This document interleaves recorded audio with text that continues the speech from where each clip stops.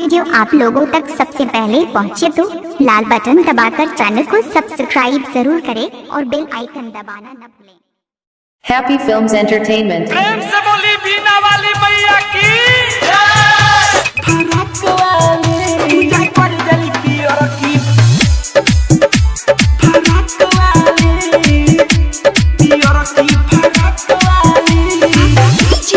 संदीप बाबू happy films entertainment.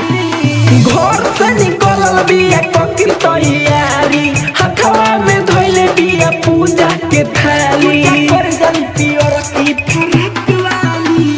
घर से निकलल बिया ककी तैयारी, हथवा में धइले बिया पूजा के थाली। कलम कॉपी किनले बिया बुझा का सवाली, कलम कॉपी किनले बिया बुझा का सवाली। पूजा कर जाली, पूजा कर जाली, पूजा कर जाली पियर की फरक वाली। पूजा कर जाली पियर की फरक वाली, पूजा कर जाली पियर की फरक वाली। संदीप बाबू हैप्पी फिल्म्स एंटरटेनमेंट। पूजा कर जाली पियर की फरक वाली, पियर की फरक वाली। पूजा कर जाली पियर की हैप्पी फिल्म्स एंटरटेनमेंट।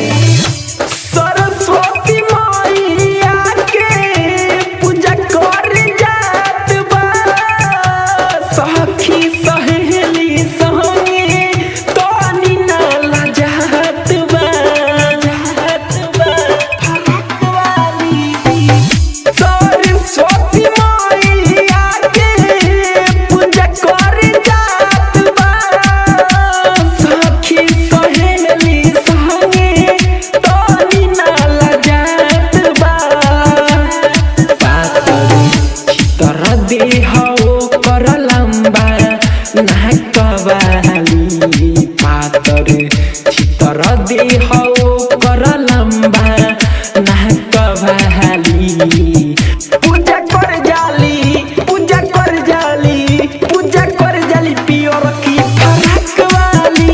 पूजा कर जाली पियर की फरक वाली, पूजा कर जाली पियर की फरक वाली। Happy films entertainment.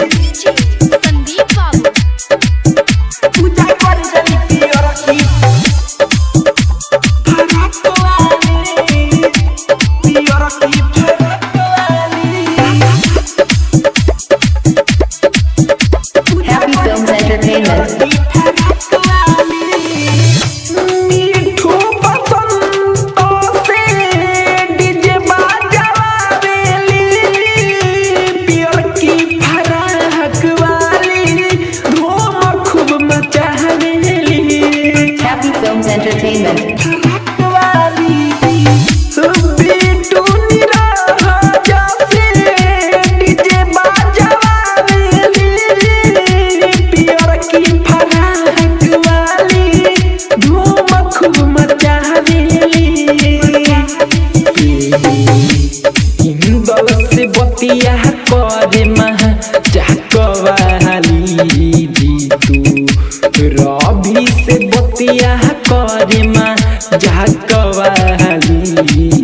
पूजा कर जाली, पूजा कर जाली, पूजा कर जाली पियर की फरक वाली। पूजा कर जाली पियर की फरक वाली, पूजा कर जाली पियर की फरक वाली।